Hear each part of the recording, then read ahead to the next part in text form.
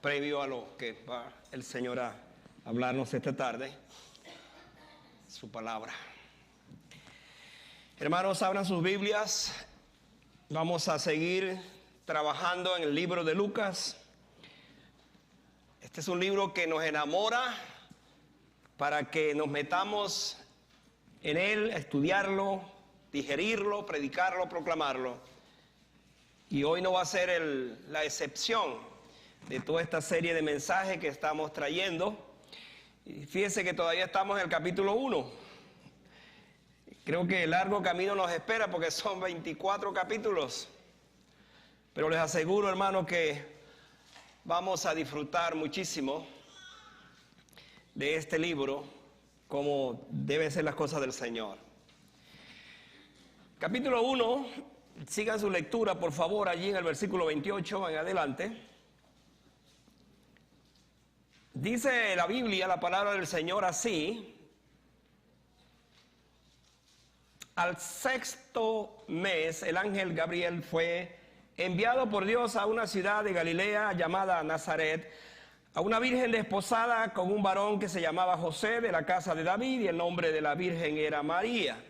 Y entrando el ángel en donde ella estaba, dijo: salve, muy favorecida, el Señor es contigo, bendita tú entre todas las mujeres. Mas ella, cuando le vio, se turbó por sus palabras y pensaba: ¿qué salutación sería esta? Entonces el ángel le dijo: María, no temas, porque has hallado gracia delante de Dios, y ahora concebirás en tu vientre y darás a luz un hijo y llamarás su nombre Jesús. Este será grande y será llamado Hijo del Altísimo, y el Señor Dios le dará el trono de David a su padre, y reinará sobre la casa de Jacob para siempre, y su reino no tendrá fin. Entonces María dijo al ángel: ¿cómo será esto? Pues no conozco varón. Respondiendo el ángel le dijo: el Espíritu Santo vendrá sobre ti, y el poder del Altísimo te cubrirá con su sombra, por lo cual también el santo ser que nacerá será llamado Hijo de Dios. Y aquí tu parienta Elizabeth, ella también ha concebido hijo en su vejez, y este es el sexto mes para ella, la que llamaban estéril. Hermanos, repitan conmigo este versículo 31. Porque nada hay imposible para Dios. Otra vez. Porque nada hay imposible para Dios. Entonces María dijo: he aquí la sierva del Señor. Hágase conmigo conforme a tu palabra. Y el ángel se fue de su presencia. Oremos. Amado Dios, qué linda es tu palabra. Ojalá entendamos, comprendamos, Señor, cuánta gracia, cuánta bendición, cuánto poder hay en tu palabra para que la podamos recibir esta tarde. Este es un momento solemne, sagrado, es un momento único para escucharte a ti, Señor, para escuchar tu voz, para escuchar tu palabra. Esta historia de Lucas, el gran historiador Lucas, el hombre que pudo investigar diligentemente acerca de todas las cosas que se habían dicho, y ahora nos habla en este texto de la experiencia del ángel Gabriel en la continuidad. Y en este caso, Señor, va a hablarnos acerca de la experiencia con la mujer, el instrumento sagrado para que viniera Jesucristo a este mundo. No es cualquier mensaje, entonces, el que vamos a escuchar esta tarde. Prepáranos, Señor, para estar en la quietud del Espíritu. Que nada en este lugar, Señor, nos interrumpa. Ojalá ni siquiera tengamos la tentación de salir de este lugar cuando vamos a escuchar esta palabra. Que estemos reducidos a un momento único, especial, solamente oyendo tu voz, oyendo tu palabra. Yo me pongo en tus manos porque necesito que el Espíritu Santo que inspiró esta palabra la traiga y la ponga en nuestros corazones. Te damos gracias en el nombre de Jesús. Amén. La frase que captura mi atención esta tarde en este texto es el santo ser que nacerá. Esa es la frase sobre la cual vamos a estar trabajando en esta tarde. Le animo entonces para que me acompañe en este tiempo. Y como dije en la oración, ojalá usted esté en reposo, tranquilo. Ojalá que nada nos interrumpa. Si hay incluso un niño en la congregación, asegúrese que ese niño no hable, no grite, no llore. Es difícil, pero hágalo, porque al fin y al cabo no queremos tener distracciones. Si usted tiene la tentación de hablar durante el culto, quédese tranquilo. Si usted tiene la tentación de dormir en el culto, quédese dormido. Bueno, dormido no va a interrumpir seguramente. En fin, que el Señor nos bendiga y nos ayude en esta palabra. Mis amadas iglesia, amados hermanos, cuando el ángel le dijo a María, el santo ser que nacerá, esta frase captura nuestra atención por todas las implicaciones que tiene. Es una frase muy profunda su significado. Pudiéramos pensar que esa frase, el santo ser, es una referencia a la naturaleza divina, indicando con eso que el niño que iba a nacer sería distinto y sagrado. Pero también esa frase es una referencia para hablar de la naturaleza divina respecto a la pureza de Dios, la pureza del Señor. Llegando a la conclusión que Jesús es el único ser inmaculado. Lamentablemente se le ha atribuido esto a María, pero María no es inmaculada. María fue tan pecadora como nosotros, pero por supuesto fue el vaso que Dios usó para traer a su Hijo. El único ser inmaculado se llama Jesucristo. Por eso dice, el santo ser que nacerá. Otro aspecto de ese santo ser es su filiación divina, porque el bebé de Belén sería llamado Hijo de Dios.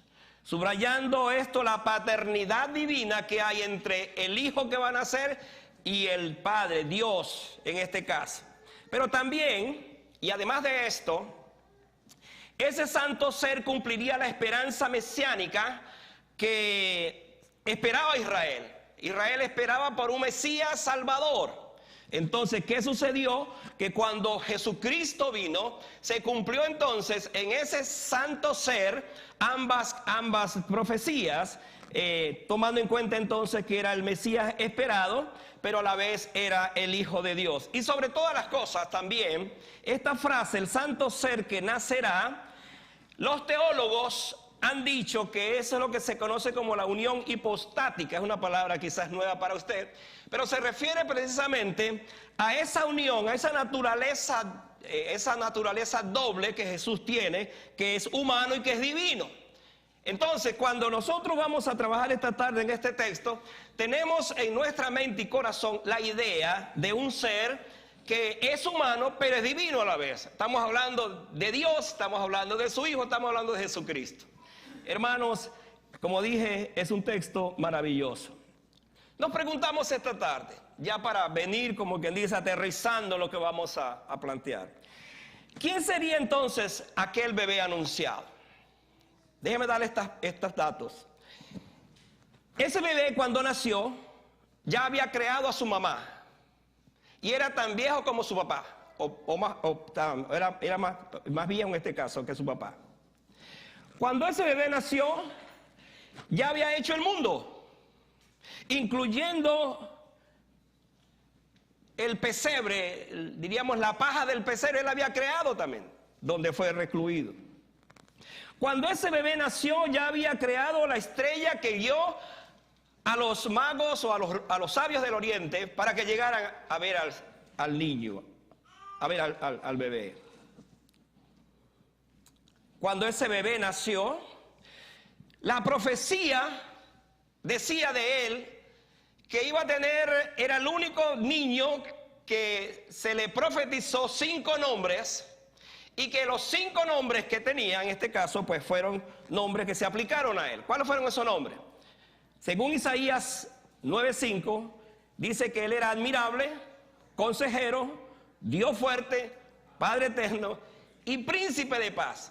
Proféticamente se dijo que este niño que ahora está anunciando Gabriel a María tendría esos nombres. Entonces, la pregunta que vamos a responder esta tarde, la pregunta doble, es ¿por qué el nacimiento virginal de Jesús se constituye para nosotros en la doctrina más grande, más importante que nosotros podamos entender, o podamos comprender, y en este caso como iglesia y como creyente debemos tener. Pero aún más, la otra pregunta es: ¿por qué la revelación de Gabriel a María es tan trascendente? ¿Por qué María le dijo el ángel, quiero decir, le dijo a María que ese santo ser que nacería sería llamado también Hijo de Dios? Vamos a pensar entonces en esta pregunta para que desarrollemos nuestros pensamientos. Aquellos que están anotando esta tarde, los voy a llevar paso por paso para que entendamos entonces todo esto. La primera respuesta que le damos a esta pregunta, ¿por qué la revelación de Gabriel a María es tan trascendente? Es porque ese ser cambió las leyes del nacimiento, que era lo natural en ese entonces. ¿De qué hablamos? Cuando usted va al capítulo 1, versículo 26 y 28, que ya leemos, hay algo que nos llama la atención allí. ¿Qué nos llama la atención? Dice el texto que al sexto mes el ángel Gabriel fue enviado por Dios a una ciudad de Galilea llamada Nazaret, a una virgen que estaba desposada. Son términos que aparecen allí para referirnos a alguien que estaba comprometida, pero que todavía el matrimonio no se había consolidado. Era una costumbre judía que las parejas, por supuesto, antes de casarse tenían un tiempo de compromiso. Entró el ángel allí y ya sabemos la reacción de todo lo que pasó. Es interesante que veamos esto porque lo único que sabemos hoy día acerca del nacimiento de un bebé es si será varón o será hembra. Pues la ciencia ha avanzado en esto y ya, por ejemplo, las madres, los padres pueden saber de cuál es el sexo que tendrá su hijo. Entonces, en este sentido, es importante que sepamos esto porque es lo que hasta ahora se conoce. La inteligencia artificial, aun con todos sus avances que podemos conocer hoy, no podrá saber entonces, o no podrá estudiar hasta dónde ese niño va a hacer, las cosas que va a hacer en el futuro. No podrá jamás la inteligencia artificial hacer esto. Sin embargo, este niño que va a nacer, que está anunciado por el ángel Gabriel, resulta y acontece que ya tenía un programa en esos 33 años que iba a vivir. Ni más ni menos. Ese niño iba a vivir 33 años, porque fue a los 33 años cuando precisamente él murió. Entonces podemos decir que hubo un programa para aquel bebé. Dios a través de Gabriel entonces le habló de eso. Por cierto, Gabriel, estamos hablando de que fue el ángel que vino primero a Zacarías, fue el mensaje del domingo pasado. Pero ahora ese ángel se acerca después de 6 meses a María. Entonces fue el ángel que Dios escogió para esta misión. Para que nos acordemos un poco, el domingo pasado yo les hablaba acerca de que ese ángel dice que está siempre en la presencia del Señor. Es un ángel poderoso. Y le voy a dar una información al final del mensaje acerca de ese ángel que creo que va a ser muy importante para nosotros. Entonces, frente a esto, el ángel le dijo: María, vas a tener un hijo. Esa fue la declaración: vas a tener un hijo. Obviamente todo esto nos va a ayudar a pensar en la reacción que María tuvo en ese momento. Hay cosas que a veces no entendemos, hermanos. Por ejemplo, el nacimiento virginal es algo que no entendemos. Nuestra mente finita no puede entender a un Dios infinito. No podemos nosotros captar lo que realmente significa desde el punto de vista teológico y el propósito eterno, lo que es el nacimiento virginal. Hay cosas que no entendemos, pero las aceptamos.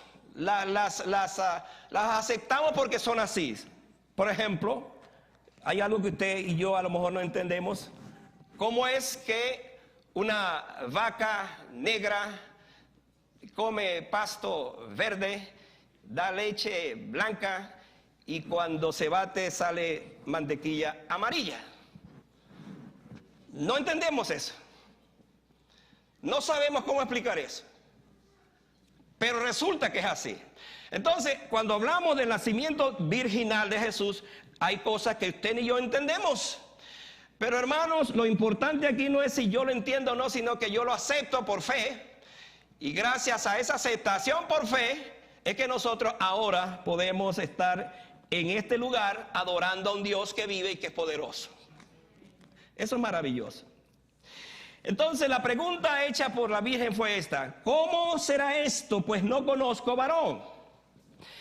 María hizo la pregunta que mucha gente se hace, porque estamos en presencia del primer caso que rompió el orden natural biológico de las cosas. Pero Dios no está impedido por las leyes que Él mismo ha creado. Escuche esto: un milagro es la alteración del orden natural de las cosas, y esto ocurrió con el nacimiento virginal. Ahora, cuando nosotros comenzamos en la exploración de esto para tratar de entender esto del nacimiento virginal, tenemos que ir hacia atrás y entonces llegar hasta el mismo Génesis capítulo 1 versículo 1. ¿Qué dice ese versículo? En el principio creó Dios los cielos y la tierra. De allí partimos entonces que comenzó todas las cosas a partir de ese momento. Ahora, si yo tengo problemas en aceptar el nacimiento virginal, entonces debo recordar que tengo que tener la seguridad, la certeza de que nosotros venimos desde allí, desde ese momento de la creación. ¿Qué sucedió en ese momento? Bueno, que Dios creó al mundo de la nada. Pero una vez que creó el mundo, dice que entonces Dios hizo la tierra. Y en la tierra entonces Él un día en esa creación, el último día de la creación, agarró esa tierra e hizo el hombre. El hombre de la tierra lo hizo, dice la palabra del Señor. Interesante esto, porque cuando uno piensa, pero ¿de dónde Dios creó la tierra? La creó de la nada. Entonces, cuando uno comienza a analizar todo esto, se da cuenta de lo siguiente: que para Dios nada es imposible, que es la esencia también de este mensaje. Y con eso entonces nos está indicando que el Señor Dios Todopoderoso, aquello que pareció imposible de creer, como es el nacimiento virginal de Jesús, entonces Dios nos dice: así como yo creé al mundo de la nada, tengo el poder para hacer las cosas como estas que aparecen aquí. Interesante que Pablo nos va a decir que el asunto de la divinidad, la piedad, hay un misterio en la piedad. Cuando él, hablando de esto, dice que indiscutiblemente grande es el misterio de la piedad.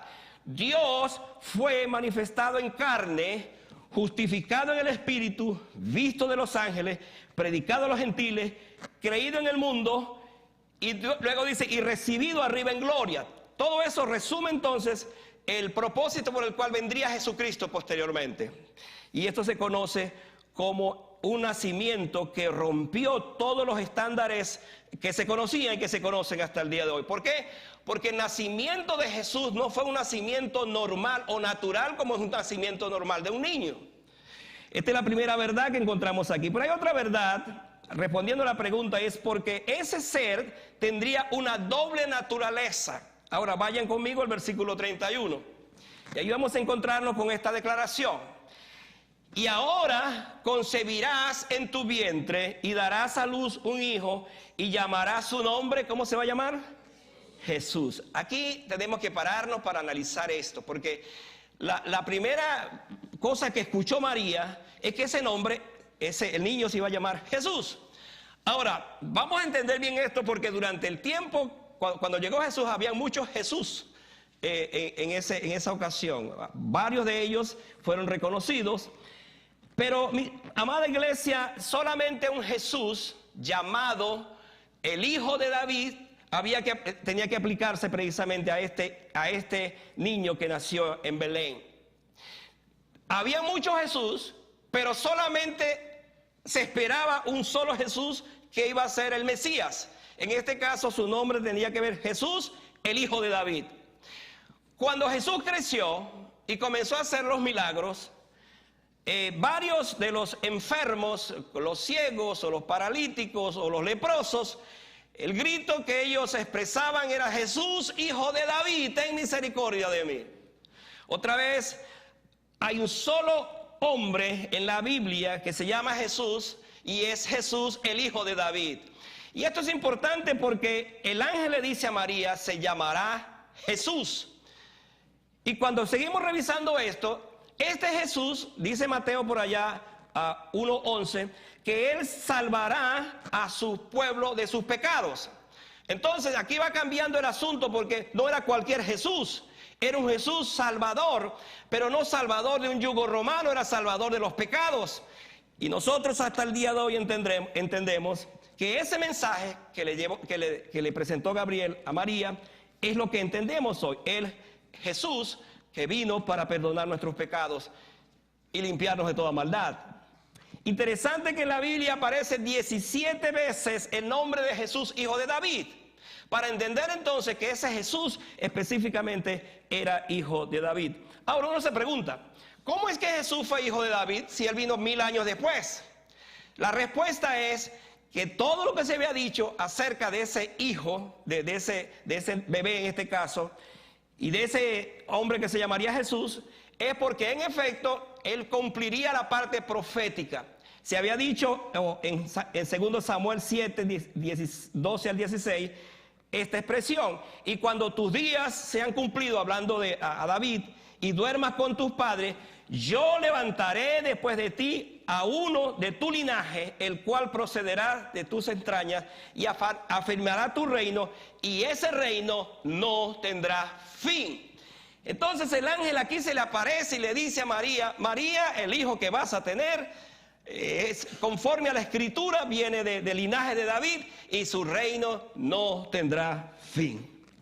De esta manera entonces la genealogía, tanto de Mateo como de Lucas, nos va a indicar que en efecto Jesús viene de esa parte de la genealogía que tiene que ver con David. Pablo va a decir más adelante acerca de su Hijo, nuestro Señor Jesucristo, que era del linaje de David según la carne. Amada iglesia, ¿de qué estoy hablando en cuanto a esto?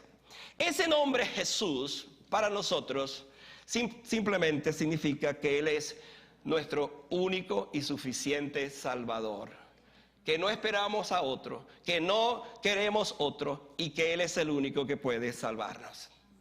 Esta iglesia se reúne hoy acá porque un día conoció a ese Jesús, a ese bebé que creció, a ese bebé que murió, a ese bebé que resucitó, a ese bebé que después ahora está en los cielos intercediendo por nosotros. Y en todo esto entonces vemos cómo esa profecía que Gabriel dice acerca a María, que se llamará Jesús, es la razón por la cual nosotros hoy estamos acá. Ahora, se llamaba Jesús, hijo de David, pero también se va a llamar Jesús el Cristo. Por eso hablamos Jesús Cristo o Jesucristo.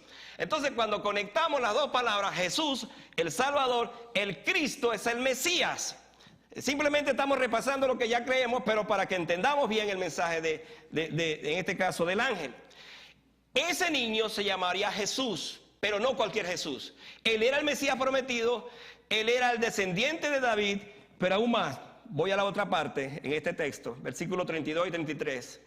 Escuche, será grande y será llamado Hijo del Altísimo. Ahora, aquí van cambiando las cosas, porque no solamente se llama Jesús, sino que es grande, es Hijo del Altísimo, y el Señor le dará a él, como he mencionado, el trono de David su padre. Y mire cuánto tiempo va a reinar ese bebé que va a crecer. Reinará sobre la casa de Jacob para siempre, y su reino no tendrá fin. Amada iglesia, si algo nosotros creemos, y usted debe creer, es que un día ese niño que creció y que murió y resucitó y ascendió a los cielos, volverá otra vez por nosotros para tomar a su iglesia, porque según esta profecía tiene que cumplirse de que reinaremos con él para siempre. Es verdad que reinaremos con él anticipadamente 1000 años, según Apocalipsis 20, pero después de eso reinaremos con él para siempre. Entonces, frente a esto, nosotros tenemos la certeza, la seguridad de que estamos adorando, estamos amando, estamos siguiendo al verdadero Jesús, que además de eso dice que sería grande y sería llamado Hijo del Altísimo. Hay una cosa interesante en esta historia, y es la siguiente. Antes que se apareciera el ángel, este ángel, hubo un total de 400 años de silencio. Es para que nosotros conectemos la historia y las escrituras. 400 años de separación, lo que se llama el periodo intertestamentario. La última revelación, el último profeta, de ahí hasta esa aparición hubo 400 años. ¿Qué pasó durante ese tiempo? Muchas cosas sucedieron, pero no fue sino después de 400 años cuando se aparece el ángel Gabriel para anunciar a la Virgen María quién iba a ser este niño. Entonces, cuando el ángel Gabriel habló a María que el santo ser que nacería sería llamado entonces Hijo del Altísimo, quería decir entonces que Jesús manifestó la gloria de Dios también. Entonces no solamente vino como el Mesías, pero para manifestar la gloria de Dios. De hecho, el nombre aquí es Elión, que significa Dios Altísimo. ¿Cuál es el significado de este nombre entonces para nosotros?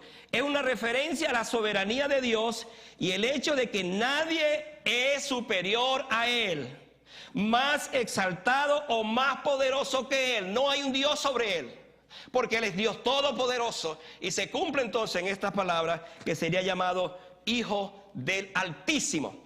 Es interesante porque no solamente dice que es Hijo de Dios, sino del Altísimo, para referirse entonces que Él, este Dios que ahora está encarnado, es el Dios que gobierna sobre todas las cosas, gobierna sobre todos los cielos, es soberano. Y es el Dios que nosotros creemos, amada iglesia. ¿Quién entonces es ese bebé a quien el ángel lo llama el santo ser? La respuesta es simple y es profunda a la vez. Jesús es el Hijo terrenal del Padre Celestial, pero a su vez es el Hijo celestial de una madre terrenal. Así de simple y así de profundo. Es el Hijo de Dios, pero también es hijo, en este caso, de María, porque por supuesto fue el vientre virgen que Dios buscó para que su hijo naciera. Entonces, el bebé acostado en el pesebre, envuelto en pañales. Estos sermones siempre los traemos para Navidad, pero no, total, pues los traemos en cualquier otra época. Con sus piecitos tocando la paja, es el poderoso Dios del Génesis 1:1. Ese bebé allí llorando porque nació como un bebé, en medio de ese lugar no apto para que naciera un bebé, resulta y acontece que es el mismo de Génesis 1:1. Cuando dice que en el principio creó Dios los cielos y la tierra estaba desordenada y vacía, y entonces dijo Dios. Esa expresión, dijo Dios, sea la luz, fue por la palabra, y esa palabra después fue el verbo que se hizo carne. Es simplemente el mismo Dios que está allí en el Génesis, pero ahora va a nacer, se va a encarnar. Y es lo mismo que dice Juan 1:1. En el principio era el verbo, y el verbo era Dios, y el verbo era con Dios, y el verbo era Dios. Amada iglesia, Jesús no comenzó con María en Belén. Él existió siempre con el Padre Eterno. Él siempre fue, es y será. Él es el eterno ser. Pero tenía que nacer precisamente ¿para qué? Para que se cumpliera la profecía en torno a nuestra salvación. En tercer lugar, sigo respondiendo a la pregunta, ¿por qué es tan importante esa revelación, el santo ser que nacerá? ¿Por qué es tan importante? En tercer lugar, porque ese ser nacería por medio del Espíritu Santo. Ahora, hermanos, por favor, síganme aquí porque aquí hay algo que trabajar y que digerir todo esto. ¿Qué dice el versículo 35? Respondiendo el ángel le dijo, el Espíritu Santo vendrá sobre ti y el poder del Altísimo, fíjense cómo habla otra vez de esta palabra, el poder del Altísimo te cubrirá con su sombra. Ay, los estudiantes del instituto saben ahora de qué vamos a hablar, de estas figuras. Por lo cual también el santo ser que nacerá será llamado Hijo de Dios. Ahora, por favor, otra vez. Síganme aquí para tratar de explicar algo que suele ser como inexplicable. Porque cuando uno habla de un bebé que va a nacer, pues siempre piensa en un hombre y una mujer. Pero este bebé que va a nacer no es el producto de un hombre y una mujer. Entonces, ¿cómo nació Jesús? Eso es lo que nos dice aquí este texto. La encarnación de Jesús fue el trabajo de la tercera persona de la Trinidad. Entonces, ¿qué significa esto? Que Jesús iba a tener una naturaleza humana, pero a la vez una naturaleza divina. La sangre del bebé Jesús no fue la sangre de José ni de María. Fue la sangre que el Espíritu Santo puso en él como un embrión, y de allí partió su crecimiento. Hermanos, estamos hablando de un tema que nos tiene que tocar y nos tiene que hacer pensar realmente cuánto le costó a Dios nuestra salvación. Este ser tenía que ser así, absolutamente sin pecado. ¿Por qué razón? Porque era la única manera para que entonces el hombre conociera a un Salvador, del cual estamos hablando esta tarde. Cuando uno estudia las famosas leyes de Mendel y se habla del ADN y todo eso, esto es lo que se ha dicho.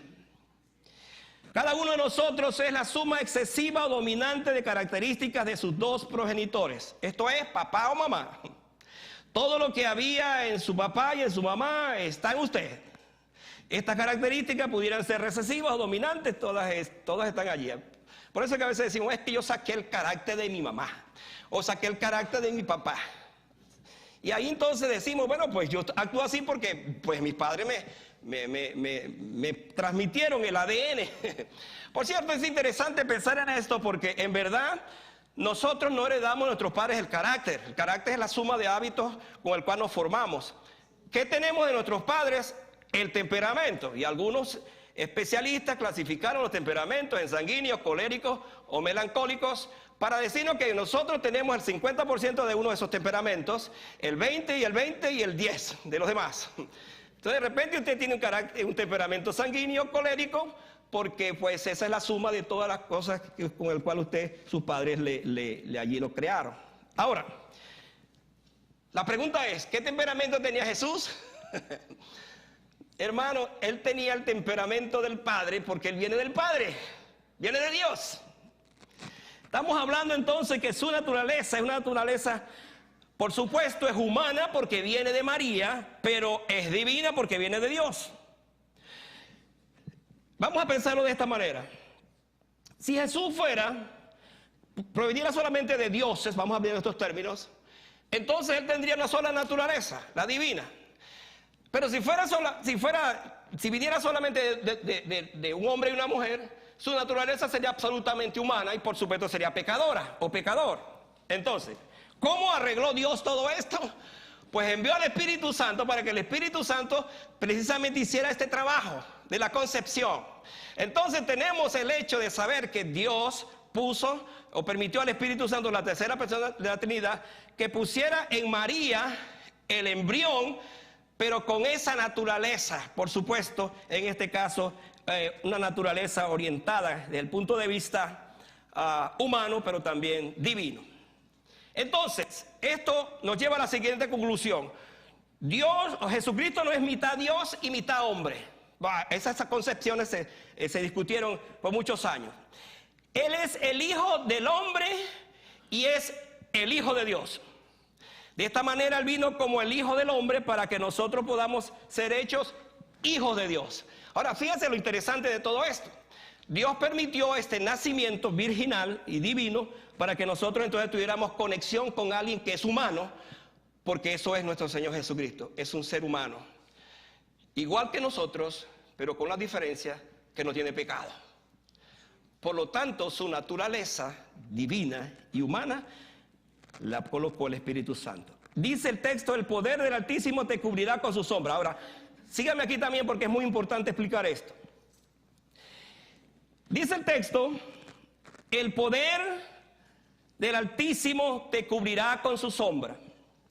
Pero seguimos hablando de la obra del Espíritu Santo en la concepción virginal del Hijo. Esta figura de cubrir con su sombra es una referencia a la gloria de Dios, la Shekinah. La gloria de Dios venía de vez en cuando. Venía al templo, venía al tabernáculo o al templo, pero se iba. Entonces, cuando la Biblia dice que el poder del Altísimo te cubrirá con su sombra, está hablando de que entonces en ese Hijo se iba a poseer la gloria total de Jesucristo, del Padre en este caso. Ahora, vamos a verlo de esta manera. Significa entonces que el bebé de Belén estaba trayendo la gloria de Dios de una manera permanente. Esa gloria que iba y venía, Dios la iba a establecer en la tierra, pero a través de ¿quién? De su Hijo. Es interesante que la Biblia dice a Dios nadie le vio jamás, pero su Hijo Jesucristo le ha dado a conocer. También Juan dice que nosotros vimos su gloria, gloria como la del unigénito, lleno del Padre y de verdad, refiriéndose a esa gloria que vino a través de Jesucristo.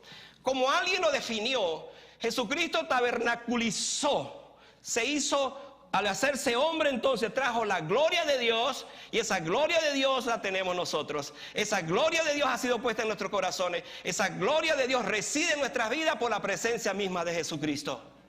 Hermano, esto es maravilloso, extraordinario. Al pensar entonces que el Espíritu Santo vino y cubrió con su sombra a ese bebé. Ahora, vamos a entender un poco más para que esto tenga mucho más sentido, lo que estoy explicando. ¿Qué fue lo que sucedió allí? Esa sombra fue también creativa. Vamos a pensar en lo que sucedió en el Génesis. La Biblia dice que la tierra estaba desordenada y vacía, pero dice que el Espíritu de Dios se movía sobre las aguas. Para que entonces entendamos que ese Espíritu, que era el Espíritu Santo que estaba allí, ahora está aquí presente, está cubriendo a María con su sombra. ¿Qué significa esto? Que es el Espíritu Santo que está cuidando a María durante los 9 meses de embarazo, para que todo ese proceso precisamente sea un proceso extraordinario, y el niño que van a nacer, por supuesto, van a ser como el Hijo también de Dios. Permítame decir esto con todo el respeto que me merece el Espíritu Santo, que el Espíritu Santo fue como el obstetra de María en ese proceso de los 9 meses hasta que nació. Cuidó de él, estuvo con él, y María tuvo la certeza de que todo su embarazo en 9 meses estuvo cuidado por el Espíritu Santo de Dios. ¿Les llama la atención esto?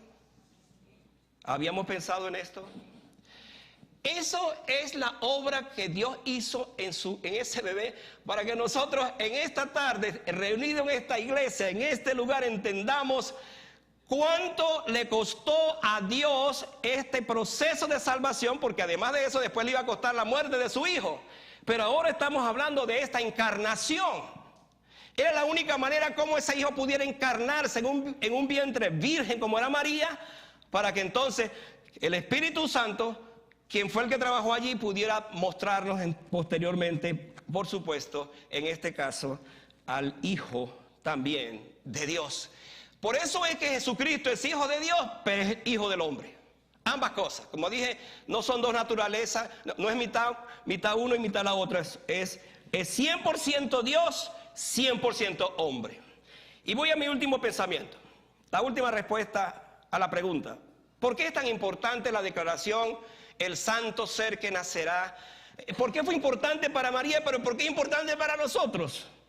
Porque ese ser mostraría al Dios que todo lo puede. Vean lo que dice el versículo que vamos a usar para esta parte, ya de los versículos finales. Dice el versículo 37 lo siguiente: porque nada hay imposible para Dios. Si leemos previamente la historia, nos encontramos con esto. María se preguntó: ¿cómo será esto? Pues no conozco varón. Esa fue la pregunta de María. Como dije, esta pregunta parece lógica. María sabía que los niños no los traían las cigüeñas, como hoy se le dice todavía a algunos de los niños, para tratar de enseñar esto. Ella sabía que un niño era el producto de una unión entre un hombre y una mujer. Ella sabía eso. Por eso está en el proceso del matrimonio, está desposada. Se dice que toda niña adolescente en el tiempo de María, la única ilusión que tenía una niña adolescente, imagínense esto, hermano, era que en su vientre pudiera darse la ocasión de que allí naciera el Mesías prometido. Las adolescentes, tan distintas a los adolescentes de hoy, la única cosa que pensaban era eso, que su vientre pudiera ser un instrumento para traer al Mesías. En ese entonces, cuando María escuchó la noticia, vas a tener un niño, María, la lógica le dice, bueno, pero ¿cómo va a ser esto? Porque yo no estoy casada todavía.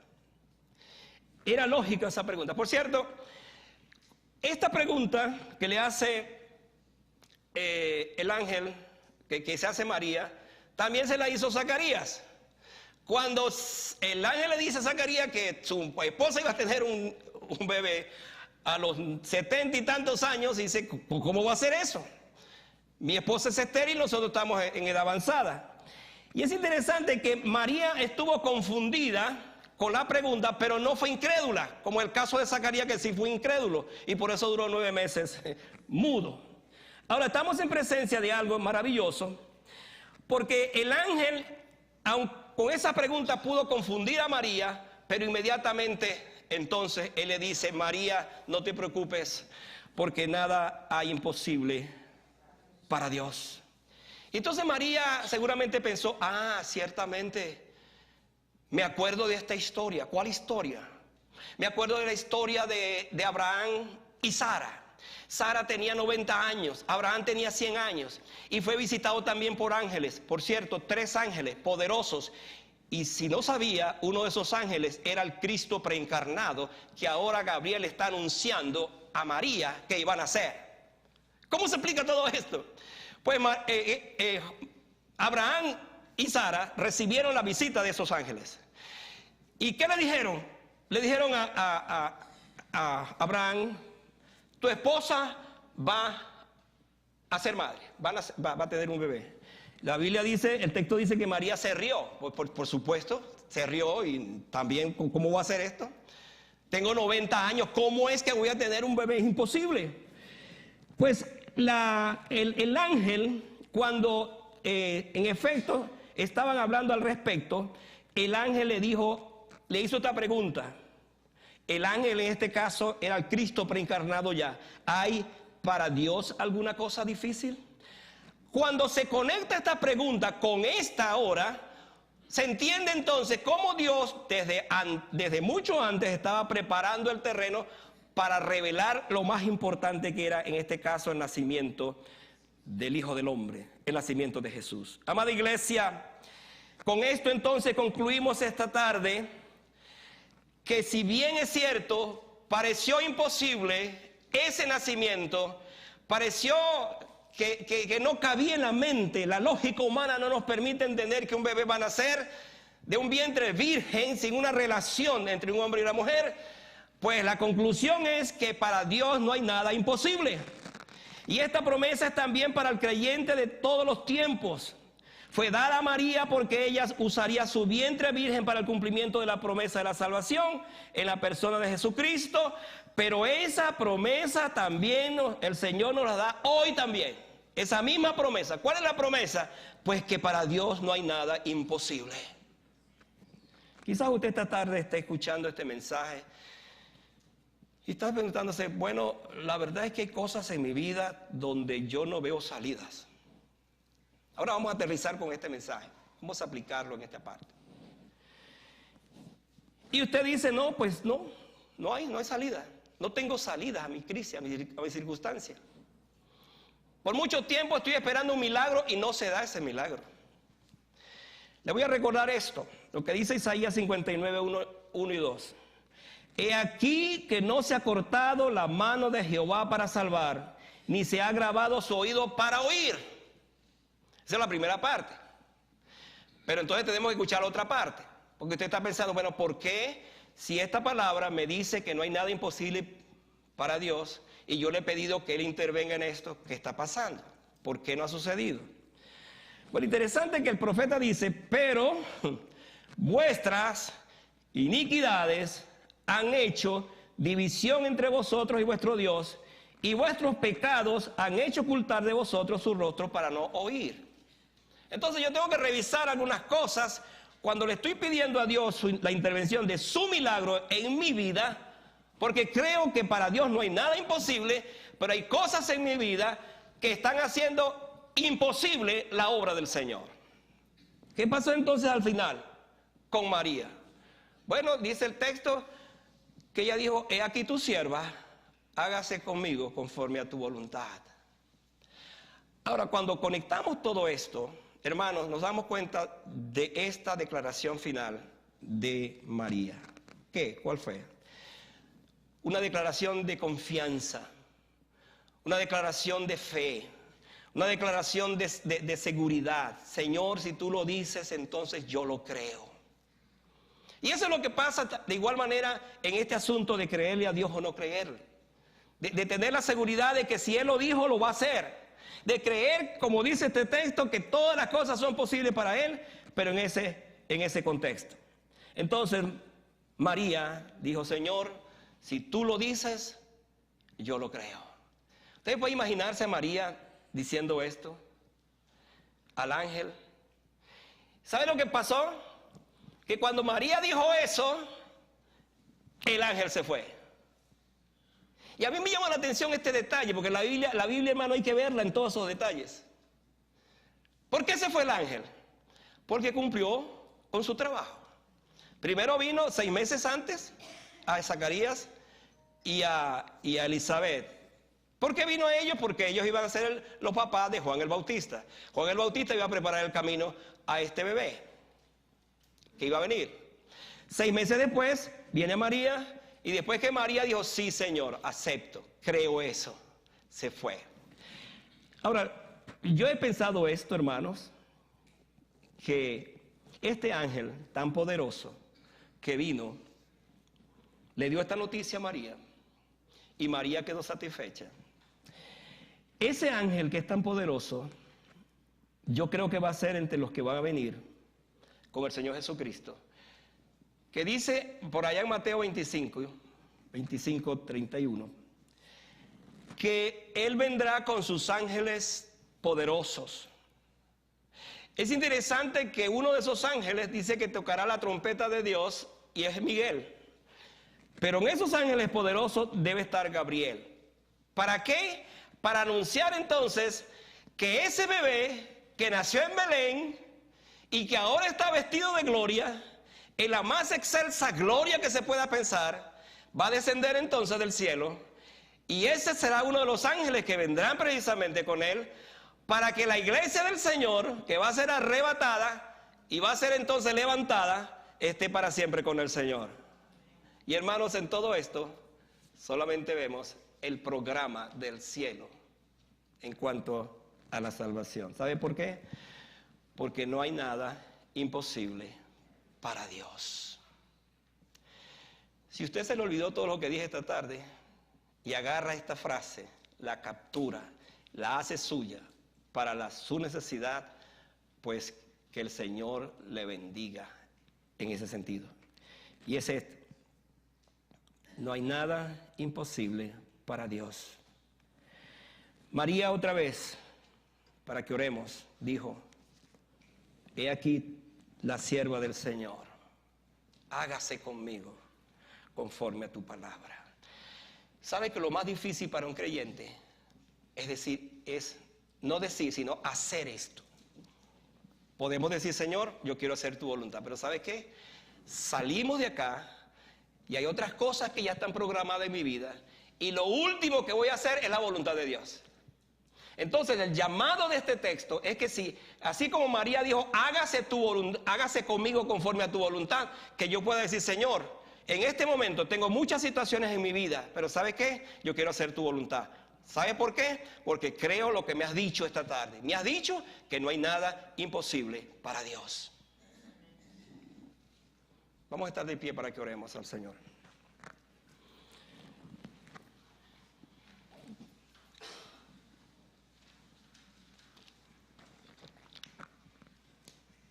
Hermano, yo no entiendo cómo fue ese asunto del nacimiento virginal. Lo que he expuesto es la palabra del Señor. Pero si algo estoy seguro, y usted tiene que estar seguro, es que el niño de Belén, que nació hace 2000 años atrás, ahora es el Rey de Reyes, Señor de Señores, a quien adoramos. Ese niño creció. Por cierto, Lucas nos va a decir que hasta los 12 años, es el único caso que tenemos ahí que lo vio crecer, que habló de él. Pero ahora ese niño es un hombre, pero no solamente hombre, es el Dios Todopoderoso. Y vive en un estado de gloria, porque el Padre entregó la gloria al Hijo, y el Espíritu Santo entregó la gloria al Hijo. Y en ese estado glorioso de intercesión, qué maravilloso es pensar que ese niño de Belén ahora es mi intercesor. No hay otro nombre dado a los hombres en que podamos ser salvos, sino en ese Dios, en ese Jesús que intercede por nosotros. Que en esta tarde nosotros al orar podamos caer de rodillas en el sentido espiritual y decirle: Dios, yo esta tarde reconozco que tú viniste a esta vida, te encarnaste con el único propósito de salvarme, de perdonar mis pecados y de hacerme tu hijo. Y esta tarde, Señor, como resultado de esto, yo quiero hacer lo que hizo María. Yo quiero hacer lo que hizo María. ¿Qué hizo María? Pues ella dijo: hágase con tu sierva según tu voluntad. Padre, que yo pueda decir lo mismo, pero vivirlo. Que no sea palabras, meras palabras, sino esta certeza, esta realidad. Amado Dios, gracias por esta tarde. Gracias por tu palabra. Gracias por esta declaración del ángel.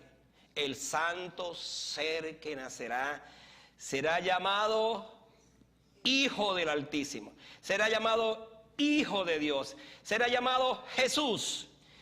Y todo eso es Él. Es el Dios encarnado. Es el Dios con nosotros. Es el Emmanuel. Es el admirable. Es el consejero. Es el Padre eterno. Es el príncipe de paz. Él es todo. Pero sobre todas las cosas, Señor, que mi oración esta tarde tenga la seguridad de que ese Cristo del cual hemos hablado en su grandeza, en su encarnación, sea también mi Salvador. Porque eso es lo que significa la palabra Jesús, Salvador. Que en efecto sea mi Salvador. Te doy gracias por este momento, este tiempo de haber escuchado tu palabra. Y yo quiero vivir para mi Dios y mi Salvador, Jesucristo. Que en esta tarde yo te conozca, pero te conozca de una manera personal, real. Que tenga un encuentro contigo en la intimidad de mi corazón. Que reconozca que la única razón por la cual ese ángel vino de los cielos es para anunciar a María que os ha nacido hoy en la ciudad de Belén un Salvador, que es Cristo el Señor. Que esa sea nuestra esperanza, Señor. Que esa sea nuestra seguridad. Te bendecimos y te alabamos en el nombre de Jesús. Amén.